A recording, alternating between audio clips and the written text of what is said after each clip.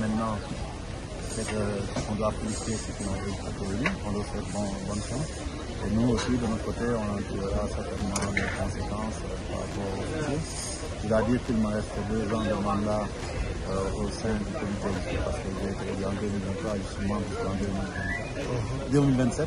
D'ailleurs, semble-t-il qu'on a utilisé ces moyens pour convaincre certains votants de ne pas voter en disant que Senghor ne passe pas exactement, donc il n'y a rien à faire. Mais l'un dans l'autre, la conséquence immédiate que j'en tire, à mon avis, c'est que dans cette situation-là, je me vois mal continuer comme premier vice-président.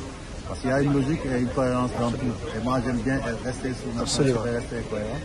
À partir du moment où j'ai été avec des vice-présidents, des membres simples qui ont été élus, et moi, je ne les sais pas. Est-ce que je suis légitime pour pouvoir les diriger? Je pense que non. Et j'ai informé le président Patrice Mathieu. À partir de ce moment-là, je deviendrai membre simple du comité exécutif, mais je me dédierai pleinement à ma mission, de contribuer dans la modeste mesure de mes compétences au développement du football africain et mondial. C'est ça qu'il faut retenir globalement. Et vous me permettez aussi de remercier les Sénégalais pendant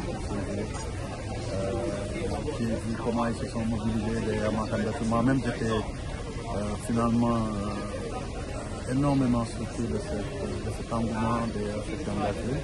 Et moins pour moi-même que pour eux, j'ai eu une sorte de pression parce que je me disais que je serais vraiment déçu si je n'étais pas élu.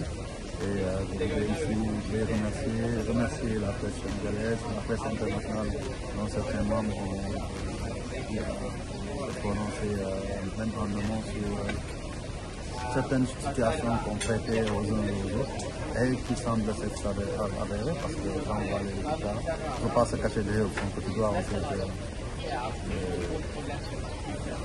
Ce qu'on disait, ça s'est réalisé. C'est dommage d'en être quelque part pour le football africain. Mais encore une fois, je le dis, le problème de l'Afrique, c'est nous autres les Africains, ce n'est personne d'autre.